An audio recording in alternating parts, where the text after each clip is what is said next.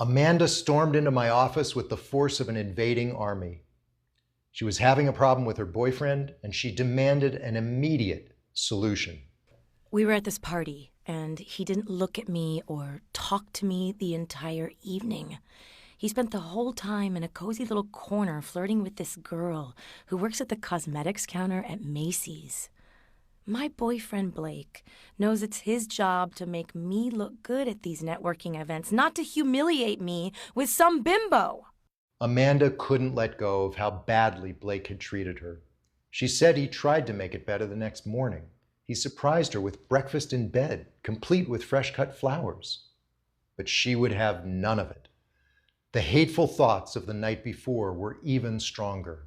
I asked her, "Have you ever had such an extreme reaction with other boyfriends?" Only when they deserved it. Amanda burst into tears. It turned out every relationship had ended this way. What Blake did was hurtful, but people do hurtful things in all relationships. The real problem was Amanda's reaction. She withdrew into a judgmental space that made reconciliation impossible.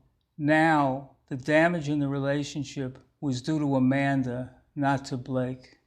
Everyone gets into this state, even people who think of themselves as calm and rational. You're so trapped in hurt and anger that you can't move on. We call this state the maze because the deeper you get into it, the harder it is to escape.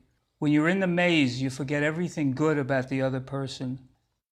Objectively, Blake was one of the best guys Amanda ever met.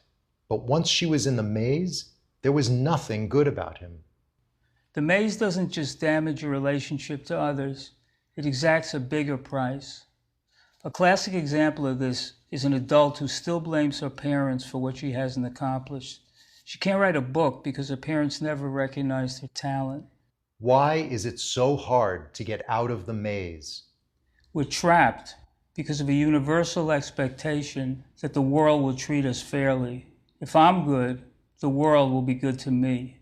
If you cling to a childlike expectation of fairness, you'll always dig your heels in when someone wrongs you. We should know better. The world violates this assumption every day, like when a car cuts you off on the highway or when a waiter is rude to you. The trick to getting out of the maze is to generate a form of love that is independent of your immediate reactions. A love that is bigger, better, and more powerful than fairness.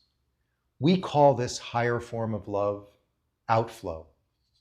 Outflow is an infinite spiritual force that pours out love without restraint. It's like sunlight shining equally on everything and everyone, lifting you above your petty hurt feelings. Unlike fairness, outflow offers a reward that has real value. It lets you get on with your life. This diagram shows how it works. You are the stick figure experiencing an injustice. The arrow below means you choose to enter the maze. The arrow above means you choose to put yourself in outflow by using active love. That's the choice that makes you free. Ask yourself, have you been wasting precious time in the maze?